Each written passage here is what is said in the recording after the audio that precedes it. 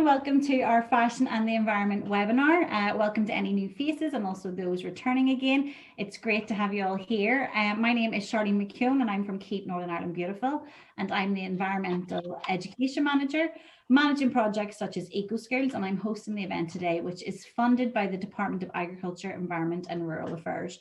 My colleague Siobhan Purnell is along with me today from our Tackling Textiles project, and we are absolutely delighted today to have two panelists joining us to talk all things fashion and the environment. So on today's webinar, we have the wonderful Lady P and the beautiful Emmy, aka the Greener Guru. So Lady P is a prominent equality leader, campaigner for children, and international drag queen, and true environmental advocate. Our Greener Guru, Emmy, is a font of knowledge in all things sustainable and environmentally friendly, and has been on her own journey to living a more eco-friendly life while being a busy mum. So hoping we enjoy these guys today. I'm really looking forward to hearing from you both and getting some hints and tips on how even I can improve and be more sustainable in my own practices. So just to let you all know that throughout the webinar, please do get involved by asking any questions in the chat feature, and Siobhan and I will try to put them to the guys at any point throughout, or try to even get them all together at the end. So I will now hand you over to my co-host and colleague, Siobhan. Hello, everybody, and thank you, Charlene. Good morning. I am Siobhan Purnell, and I'm the Tackling Textiles Coordinator at Keep Northern Ireland Beautiful. My role is to coordinate an awareness-raising campaign around clothing and textile waste, which will begin next week, so it's all very exciting. And it's called Fashion Forever. And this project is kindly funded by the Department of Agriculture, Environment and Rural Affairs. And the idea is that we want to ensure everybody knows how to dispose of their unwanted clothing and textile waste correctly, but more importantly, imaginatively, and that it never ever ends up in landfill. Fashion does not have to cost the earth.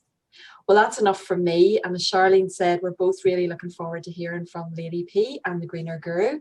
And I'd now like to hand over to Lady P to begin. And I hope you all really enjoy. Thank you. Oh, thank you, girls. How amazing to be here this morning. And good morning, all my little cyber friends out there. I do hope you're doing incredibly well in this cyber global universe that we're living in, which is great because there's no carbon footprint. It means we're all here, we're all taking part, and we haven't left our house. And some of us, I might even still be in jammy bottoms, but don't be saying anything to anybody. But there you go. This is what it's all about. It's all about having fun with fashion and being friendly with the environment as well. And one of the friendliest people towards the environment, and she's got lots of amazing hints and tips, is the Greener Guru, Emmy. Hello, my little cherub. How are you? I'm good, thank you. How are you, Lady P? I am so excited that you're here because you've got an amazing Instagram, and you've got great tips for all things to do with living a greener life, and you're going to share a lot of that with us as well. But what got you on to this greener way of thinking? I have to be honest, I've always been a little bit green-minded. So even in my teenage years, I was very green-minded, and I was that kid that used to collect all the recyclables and make her mum drive it to the recycle centre before there was such a thing as curb pickups. But I did get more into it as I had children. So my first daughter 14 years ago, I started looking into things like reusable nappies and how I could make her life more sustainable as well. So it just grew from there. Perfect. And you work as well with Lush, and they're about as eco-friendly as you can get on the market, isn't that right? Yeah, I mean, I picked the job with Lush. I say I picked, obviously they had to employ me, but I applied for the job basically because they sat really well with my ethics. So I know that they're a company that try really hard when it comes to the environment, and also really hard when it comes to animals as well, which is really important for me because I don't like the idea of anything being tested in animals. So I was really, really glad when I got the job there, and it's been impossible to get rid of me ever since. I've been there a long time. So we're going to be chatting now about textiles and fashion and the environment and everything. What would one of you, like, your key takeaways that you want people to get away from this? Would it be that, something's better than nothing, or it's all or nothing? No, as long as you're trying something, that's better than doing nothing. And when it comes to fashion, I always say, using what you have is probably the most eco-friendly version. So whether that's something from a high street shop or from some fancy eco store, it doesn't matter. If you already have it, it's the most sustainable version of you. Perfect. Well, let's do a little deep dive. I've got some slides that I'm going to share. So what I have to, full disclaimer, you can't be beautiful and an academic. So what I'm going to be trying to do here is share screens and do slides and talk all at the same time. So we'll go on this little magical journey together, okay? Multitasking queen. Indeed. Okay. So what we are going to do, our first, let me just get this up.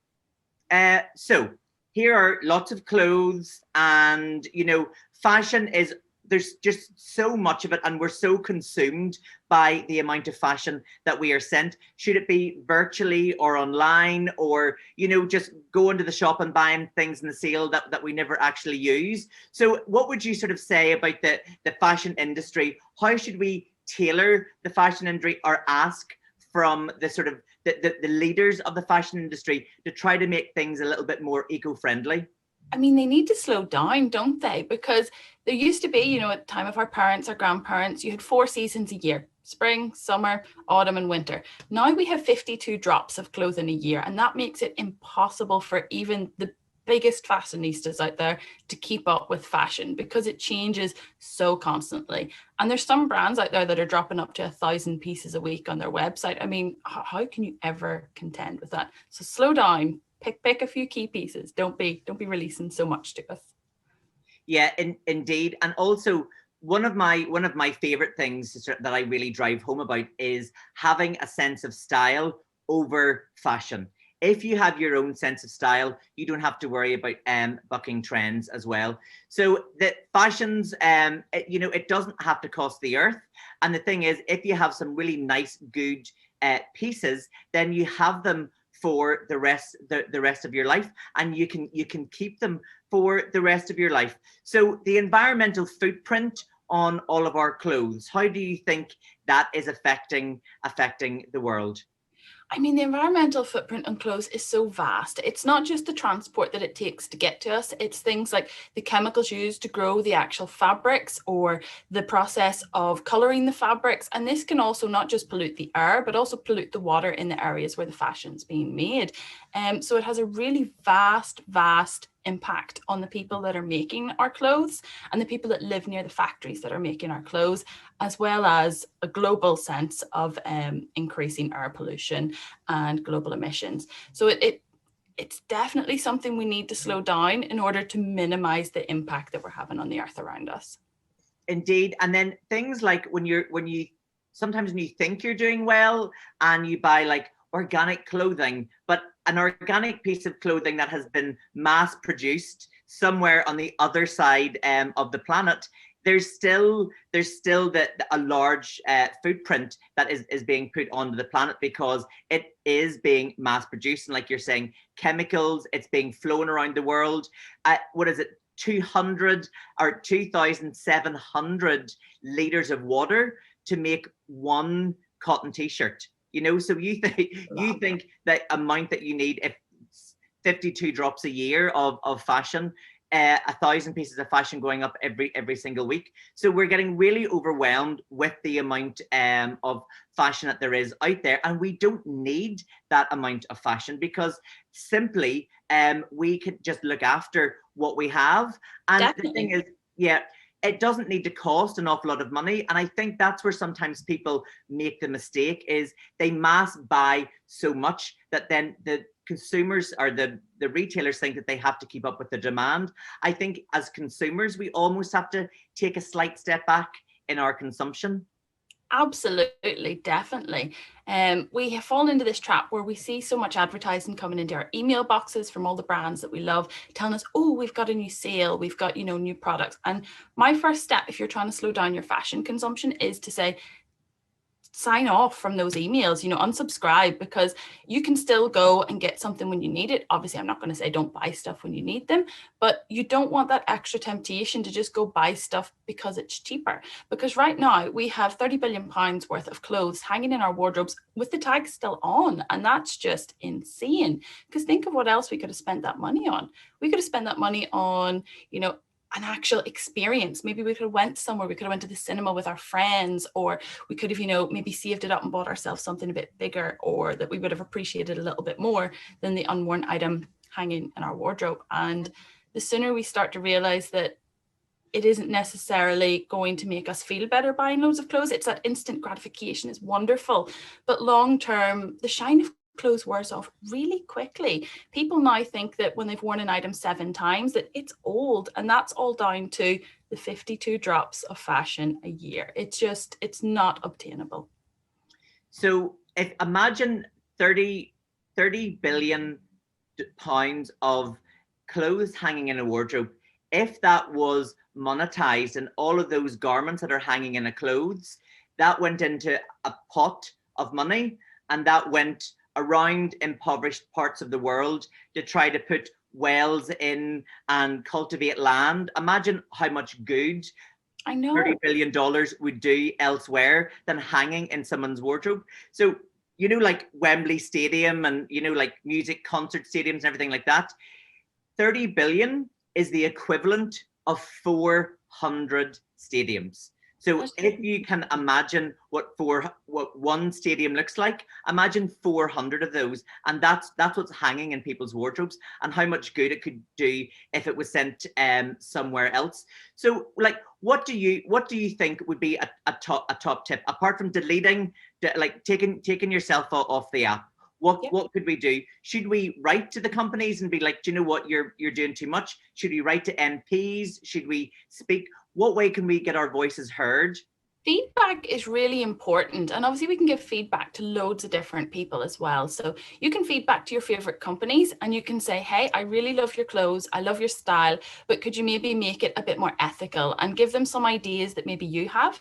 And the more people that do that, the more they will make changes, because they'll register that it's something that we as a consumer want. From a government point of view, definitely you can give feedback to your local MPs and they can feed it on upwards, and you can sign petitions as well. There's always loads of petitions that will get it spoken about in government. Now, there was a bill they tried to pass, I think it was last year or the year before, and it was a 1p tax. They were looking at 1p tax on every garment that was made and sold in the UK to cover the basically recovery of all the unwanted clothes that were being disposed of, so it would cover the cost of recycling and upcycling them. And the government actually said no. They said 1p was too much. Now imagine a world where 1p is too much to recycle our clothes, but we have 30 billion pound of clothes unworn in our wardrobe. We can definitely afford 1p. Can I encourage you both just to stop sharing the screen when we're chatting, just so that we can see your lovely faces? Oh, of course, yes. Okay, no worries. Okay. So there, here we've got up the slide here about seven times per garment, and 1 million tons of textiles are going into landfill. So to put that into perspective, you know, a giraffe, right? So you know how big giraffes are. So one giraffe is 1 ton. So imagine 1 million giraffes being put into landfill. That's how much clothes are going to waste. So instead of throwing stuff out, you know, and putting it into landfill, what would some of your takeaways be as to why maybe we should, or what can we do to keep our fashion at home? Okay, well, whenever you're trying to keep your fashion at home, obviously buying less is great, but sometimes you want to make your own clothes look a little bit different so that you have, as you said, your own style.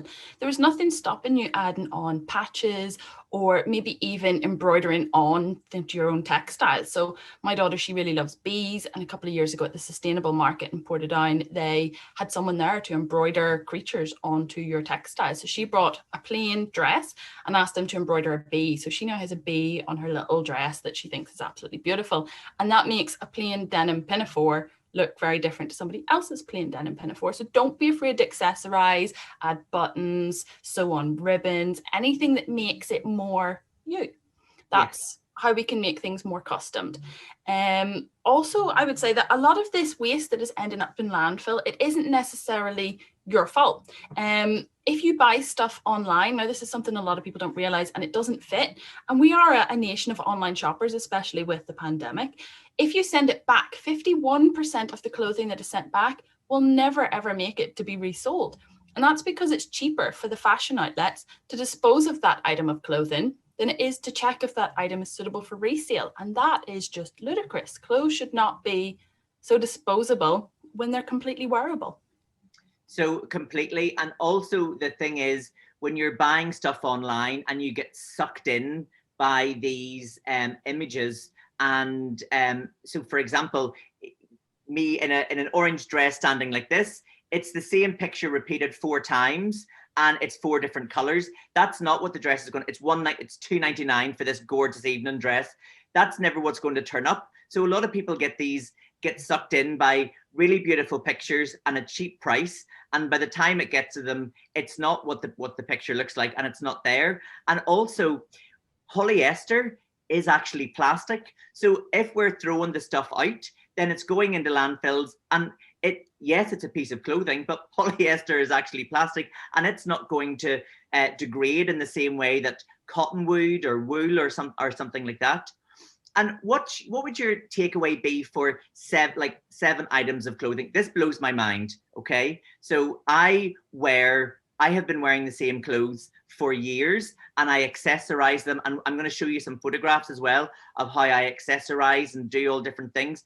But the thought of buying one outfit and wearing it only 7 times in a lifetime, I've stuff for 20 years. I know you can't tell by looking at me, but I do have clothes that I wear like 20 years ago that I'm still wearing today. I mean, that's the thing. I like buying clothes that I love. And if I love my clothes, I want to wear them a lot more than 7 times, especially for the cost of some items of clothing. If you work it out per wear, I want to know that I'm getting my value worth from the clothes that I've bought. I was telling you the other day, there was a teacher in America, and to teach her class a lesson, she actually wore the same dress every day for 100 days. Excuse me. 100 days. She didn't tell them she was doing this. And at the end of the 100 days, she said to her class, "Have you noticed anything about my clothes?" And they all said, "No, what about your clothes?" And she says, "Well, I've had the same dress on for 100 days. And she then proceeded to show them a picture reel of her wearing the same dress for 100 days. She obviously washed it in between. She was still staying clean here, but accessorized it differently. So different cardigans, putting on leggings, putting on tights, maybe a t-shirt under the dress one day, long sleeve top the next day. And just learning how you can style your own clothes really does make them go a lot further.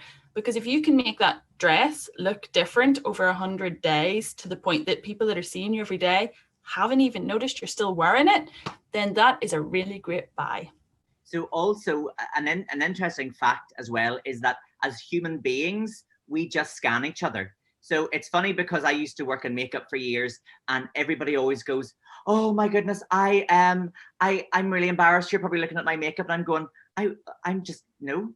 And I used to do cosmetics workshops for cancer patients, and they always got, when they lost their eyebrows, they always in their head thought that they had the most perfect eyebrows, but nobody has matching eyebrows, because nobody has a symmetrical face. And as human beings, when we meet each other, we just go, "Hello, how are you?" A quick scan, and then we move on to something else. It's only if something jots out or stands out that it catches our eye. So clothes and things, people might look, "Oh, isn't that a lovely outfit that they're wearing?" But then very quickly they'll move on to somebody else. Yeah. So you could see the same outfit 3 different ways, and your brain won't even imagine. It's only you. It's actually a thing inside of you that's going, everyone's going to be thinking. Nobody cares. Nobody's. No, they don't. I regularly wear the exact same jumper and trousers to work, and just kind of wash them in between wears. And not one person in my shop has ever said, "Here, you're still wearing that same jumper you were wearing for the last 3 days." And I'm just like,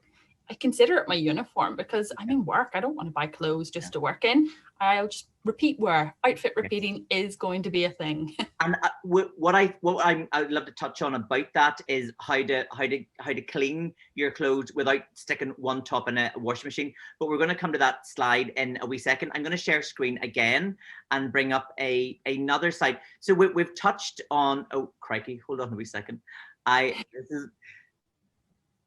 Give me 2 wee shakes of a lamb's tail. Just talk quietly among yourselves while the girl with no technology skills is on this.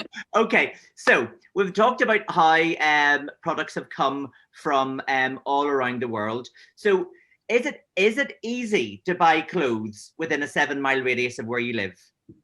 No, it's really not. And that's why it's not our fault, and feedback is so important. So basically, a lot of our clothes will be made abroad. So whether the label says China or India or Bangladesh, clothes always seem to be made really far away. But this is because it's cheaper It's a lot cheaper to get your clothing made in somewhere like China or India than it is to get it made in Belfast, because people in Belfast expect a living wage. We expect to be paid properly. And that's what makes me really sad, because sometimes these clothes that we consider cheap and saving ourselves money are actually costing someone else their livelihood.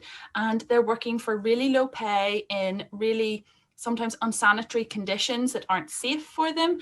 And personally, I don't feel comfortable with that. I don't like knowing that someone else is maybe very sad because I wanted to buy a dress that cost me £5. And that dress might be beautiful, but it's not worth somebody else's tears.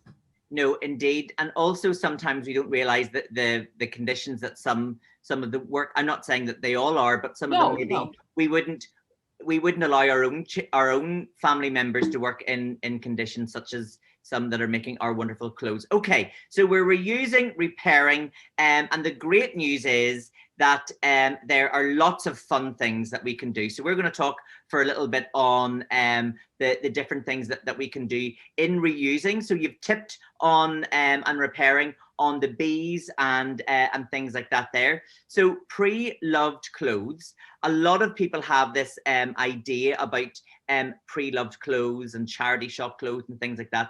Personally, I love it. And I wanted to make the point of, so if you look at everything that I'm wearing, my necklace, my beads, this dress, now this dress came from New York, but it came from a charity shop in New York. And these rings are from a charity shop as well. You know what I mean? So the thing about it is people have this preconceived idea that, you know, everything in a charity shop stinks or it's dirty or it's a whatever. But or it's like something your granny would wear, right? It's going to be really old and fusty looking. Yeah. And what I always try to the way I look at it is I'm not dirty, I don't smell, and I'm not fusty. And what I do is I give all the clothes that I'm not using or I'm done with or I don't fit into. Usually it's because I don't fit into it. And I give them to the charity shop. So whoever gets the gift of my clothes, they're getting nice things. And I think it's changing the mindset of that as well. So have you ever found dirty, smelly clothes in the charity shop? No, not yet. But I have found some really good. I have a jumper. Whenever I first started going into the charity shops, I can remember just thinking myself, because it's only been a couple of years from I started using charity shops. I was looking, I was like, oh, I don't know if I'll find anything I like today. And I found a jumper by a brand called Jaeger, and they would normally cost about £100 to buy. I bought it for £4.50 and it looked brand new. It still looks brand new because I've taken really good care of it. And I love it. It's just a really nice neutral brown, and I can chuck it on with jeans, and it just kind of is a really nice, comfy, dressy up, dressy down jumper that you can wear multiple ways. So definitely in the charity shops, you will find designer brands. And I know that a good idea from you is to go to the posh areas, because the posh areas like Hollywood, where the neighbors don't talk to the neighbors, they get a lot of really good things, especially Hollywood Oxfam have their own page on Instagram. I don't know if anyone's ever checked it out, but you will see a lot of designer bags and designer dresses on their feed as well that have been donated by the locals. I got a designer ski all-in-one suit from the Cancer Research in Hollywood for £15 that retails at £600. Mad, isn't it? You know what I mean? So that is the thing. And there will be, now, sometimes people say it's good to go into the nice areas and stuff like that there, but the nature of charity shops and thrift shops are sometimes they're part of a chain, so they get a central sorting office, and then all the clothes is just divvied out, so they don't really know where it goes to. So it is great to go to specific areas, but also don't be afraid to walk into the wee one around the corner, because you might find some really gorgeous little gems. Like if you look at see those picture frames, and that's my light switch above there. They're just picture frames that I picked up and I put around my light switch, and that was a print, and I found that frame in a charity shop. So even things for the home, it's great to get there. So what would you say to people if they're going, well, I'm going to start maybe trying to shop pre-loved? Have you ever shopped pre-loved yourself? Yes, a lot. In fact, in 2019, that's when I decided that me and my entire family would go a whole year without buying any brand new clothes, with the exception of school uniforms. And we managed to go the whole year. We still bought clothes. I bought my son his whole next year up, because he's only 4 now, so he would have been turning 3 at the time. His whole wardrobe for £60 for the entire year, pre-loved, and I had used eBay for that. Especially now with the way things are going with the pandemic, a lot of charity shops aren't always open, but there are loads of ways you can actually still shop online. So definitely check out the online versions of your favorite charity shop. So Oxfam have a great online store, Rethrifted have one, and you can still support charity. You can still buy secondhand, and you'll find the designer brands really easily because you can just type in the names. Especially on eBay, you can save alerts. So if you know you love wearing Marks and Spencer's jeans and you're a size 10 in them, then go on, type in Marks and Spencer size 10 jeans, save search, and they will send you a little email anytime they come up, and you can buy exactly what you're looking for a fraction of the price secondhand. And the wonderful thing is, because you're so across all of this, is you have sent the lovely Charlene a little link to your website. So we're going to put it into the chat now. And if you're watching this on a later webinar, the link will also be in the description box as well. And it's how to get your clothes online, or how to get your... How to buy them online, yeah. I think she also has a link for documentaries that are really useful as well, if you're trying to learn more about where our clothes come from and why they're not as clean, not as in dirty, but that the industry is dirtier than they like us to realize. Yes, indeed. And also about how to re-gift your clothes online as well. And that's a great top tip about eBay, is I know that there's certain types of clothes that I like, and I just type that in and I know it's going to fit. So let's move on to our next slide. I'm so graceful at this. I'm amazing, honestly. I should work for Apple's Microsoft. So here is an idea of a very beautiful young lady about town, very glamorous. But what I know her. Oh, occasionally we bump into each other at parties, you know. She always pretends she doesn't know me. But what I want to just point out here is that all of these pictures, they look lovely. They're very glamorous. They're very well put together, even if I do say so myself. But if you notice here in 2 different press shots, I'm wearing the same hat, but it's just styled a slightly different way. Here is a vegan friendly fur. So just in case anybody has a heart attack, vegan friendly fur shoulders there. And in this one, in this picture, I've got the same necklace and shrug on, but this is a little blue summer dress, but I'm wearing it in winter and styling it different. This is an all-in-one trouser suit. So they look completely different. If you look at this outfit here, this was like a fun Christmassy outfit, and there's a split in the skirt of that, which again, I got another blue summer dress, and I put that skirt around my neck, and I attached this fur stole to it, and there is a completely different style from just mixing and matching your clothes. And that's what it's all about. It's just taking different looks and styling them in different ways. You can actually have the same, as you can see here, fur stole and necklace on 2 different outfits, and those would be statement enough on their own. But if the outfit underneath it is showstoppy, then people forget that they've already seen it.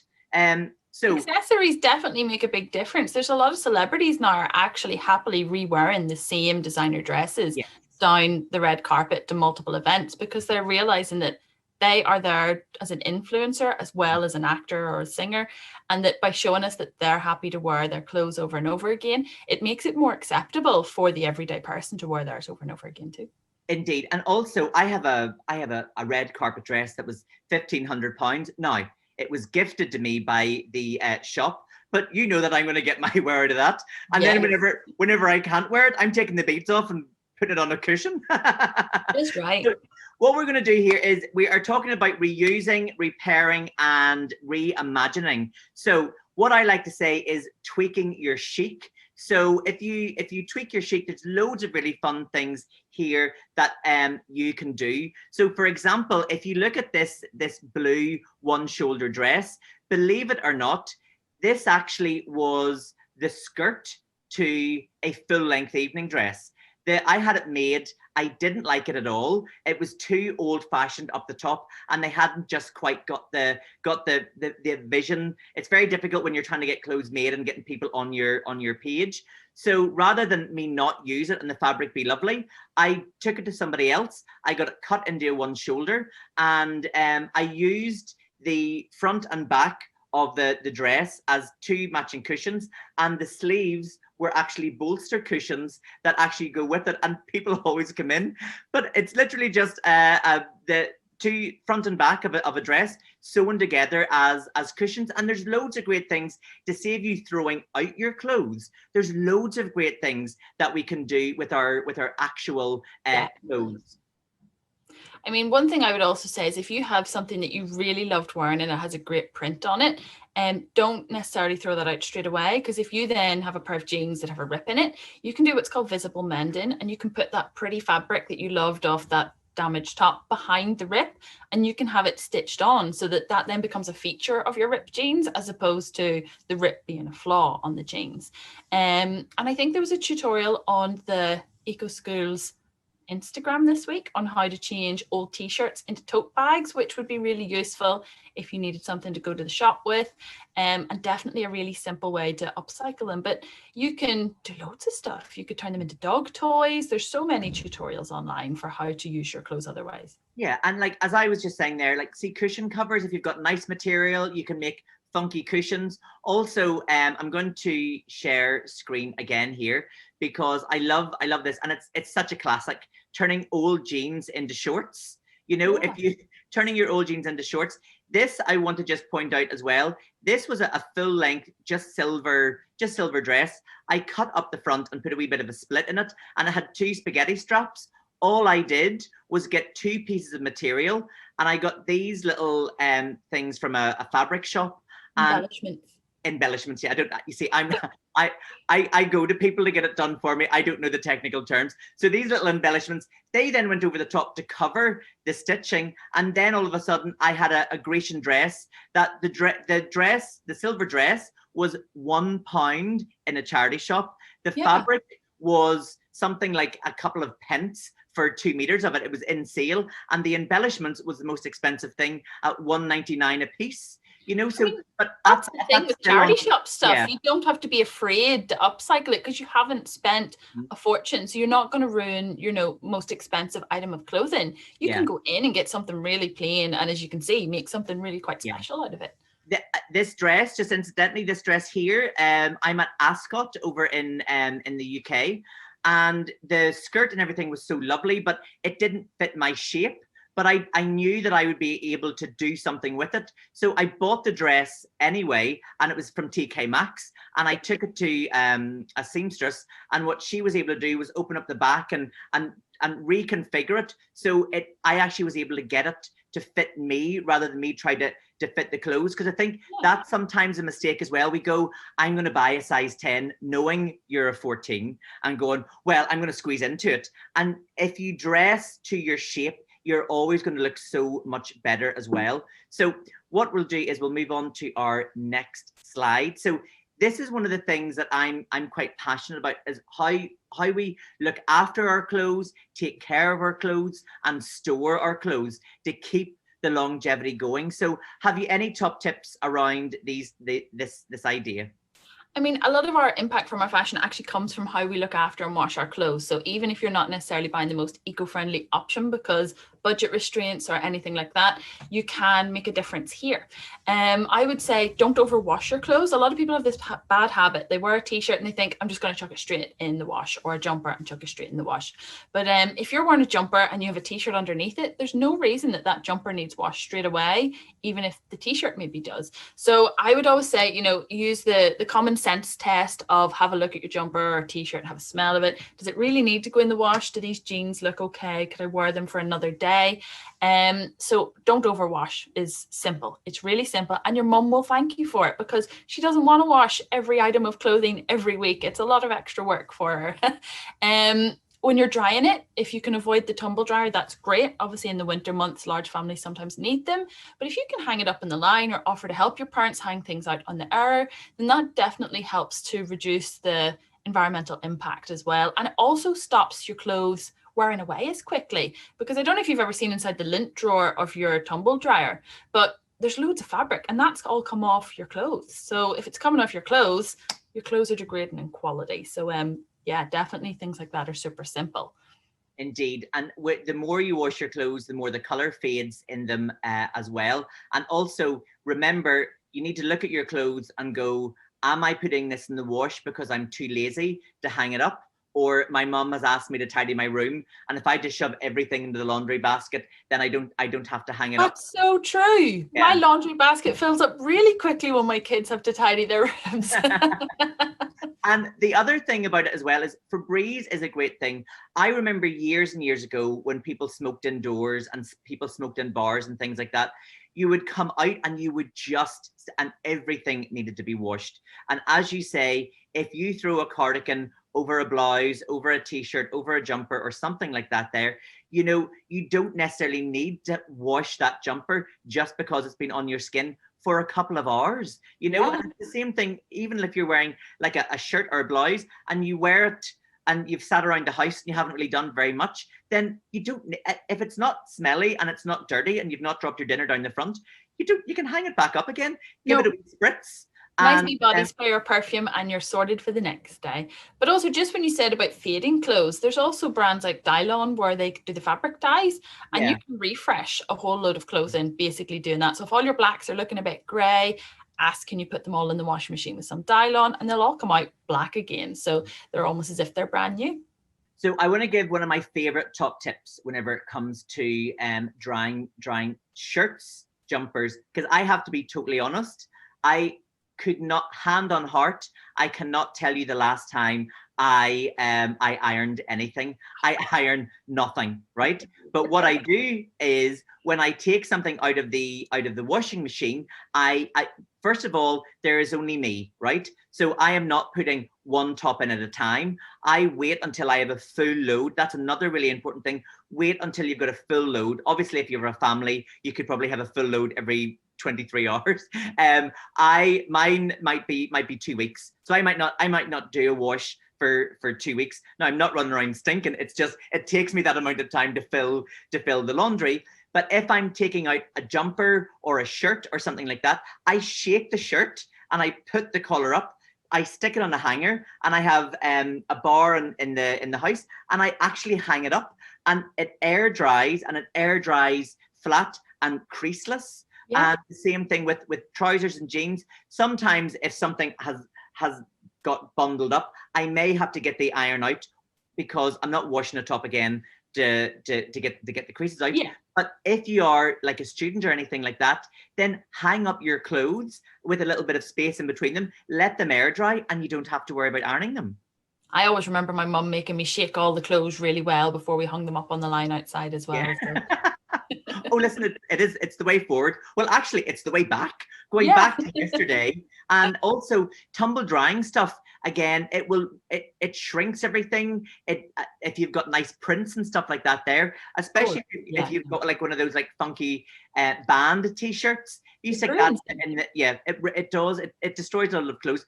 Literally, the only thing I put in the tumble dryer, and I have one only because I've got one and I've had it for years, is things like socks and towels. That's literally about it. Yeah. So Febreze is a great thing. Another one that, oh crikey, sorry, I have turned this off again. I was about to share screen there with us, but give me 2 wee shakes of a lamb's tail till I get you back. So one of my favorite things as well is being visually able to see your clothes. So we were saying there about, 30 billion pounds worth of clothes are hanging in wardrobes, unworn, forgotten about, and basically unloved. You loved it for the 30 seconds you bought it, and now it's in the wardrobe. So I don't, in my home, have a wardrobe anywhere because I have rails. So I can physically see everything that I own, and I've got shelving and jumpers and trousers and things go like that there. So it's also a great visual reminder of what you actually have. So I think that's a good thing to remember. Sometimes whenever you're doing your declutter for the charity shop, that is the perfect time to make sure you can actually see what's in your wardrobe. Because if you've crammed so much in that you can't even see what you have, how are you going to remember to wear it?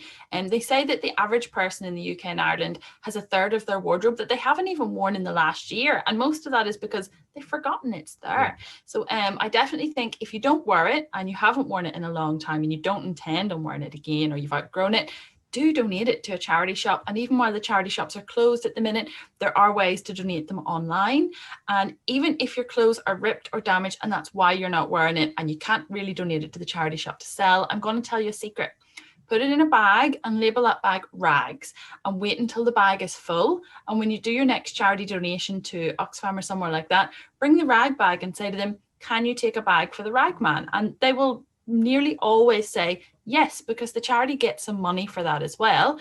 And rather than our damaged, dirty clothes, not dirty, stained clothes, go into landfill, they'll be shredded and they'll be turned into mattress stuffing, or they'll be turned into car soundproofing. And basically it makes it reusable in a way that we ourselves would not be able to do it. Because I don't know about you, but I have no idea how to turn my old clothes into car soundproofing. Well, I mean, I'm sure there's a YouTube tutorial somewhere. Let's have a go. We're in lockdown. Listen, I could talk to you all day about this. We've literally only scratched the tip of the iceberg. Yeah. And again, we can find you on Instagram as the Greener Guru. And what I love about you as well is that you kind of say, it's okay not to be 100% green all of the time, because as long as you do your very best, that's something better than nothing. So it's not like you're going to be there shouting at everybody if they make a slight mistake. It's all about, just changing. There is no perfection, and everyone can only make their own steps within their own circumstances, because my life is not the same as your life, is not the same as the person down the road. So we're not here to judge other people. We're here just to help people make the changes that are obtainable to them. And that teacher that said that they want to try the 100-day wears, I think I seen a message pop up there. Definitely send me a message. I'd love to track that and share it on Instagram with people to see how your students think you're getting on. Perfect. Well, listen, Charlene, do we have any questions from anybody or? Yeah, I was actually going to bring up the same idea there. Yeah, one of our teachers did mention that. I would love to track. I said this year, I was like, please, we would love to follow that and see how it went. I think many would be interested in doing it. We actually had a question, obviously living in the times we're living in with the pandemic. How would you suppose advise people who maybe are afraid to buy secondhand during the pandemic? Like, as in, maybe they're frightened. Is it, I don't know if any shops like put out messages to say, yes, the stuff is secondhand, however it's being treated, or I'm not really sure what the process. I don't know of any that are treating them any differently, but what I will say is that any charity shop selling online, they will not touch the donation for 3 to 4 days before they even process it. And then when it comes to your house, what we have is I have a washroom off my kitchen. And so when a parcel comes, I'll set the item in there and leave it to what we call decontaminate, just because my partner's high risk. And then I lift it out just to check it physically looks okay. And I wash it before I'll actually try it on myself. So I'm still doing some online shopping for secondhand clothes for myself and my children. I have had no problems with that at all. It's all still arriving in absolutely brilliant quality. And then I have the reassurance that I have just washed it myself and left it kind of a little bit longer. And obviously wash your hands when you're opening parcels, the standard stuff that you're doing with anything you're ordering from, I don't know, online retailers elsewhere. Yeah, I suppose the risk is across all retailers, isn't it? Really? Yeah. Most of it, the risk is coming from the actual people holding the parcel, not the person that sent you it, because they've probably sent you that parcel a week ago or 10 days ago with the way posts going these days. So definitely don't be afraid to shop secondhand, and do get on and have a wee look yourself, even just to see what's there. You don't have to be ready to buy. Just go on and say, okay, hypothetically, if I needed a black dress for somewhere, what would there be? And you'll quite often see loads of nice designer brands and be like, oh, I'm tempted. Don't buy it if you don't need it, but just know that you can when you do need it. Yeah. Do you know what? I could have listened to the two of you all day there. I just caught myself on thinking, and the time is just ticking away. I absolutely loved it. And I can't thank you both enough for coming on. I suppose what I want to let everybody know is that we are going to try and put some of this obviously on our YouTube channel, and we're going to start and try and maybe get onto Instagram TV so that people can follow up on this and really get little snippets about that. But honestly, absolute pleasure having you both on board, and hope to be doing work with you in the near future. I know Lady P, give away your code there. Yeah, we'll be working together in the future. So really excited for that. So everybody who has attended will get their international certificate of attendance, which is great. And please check out all our websites, our social media, Lady PME and The Greener Guru, and obviously Eco Schools NI. And yeah, really excited moving forward. And thank you so much both again. And also just one last wee thing, one individual can make a really big difference, because 1 million individual people making one difference will make a massive change on the globe.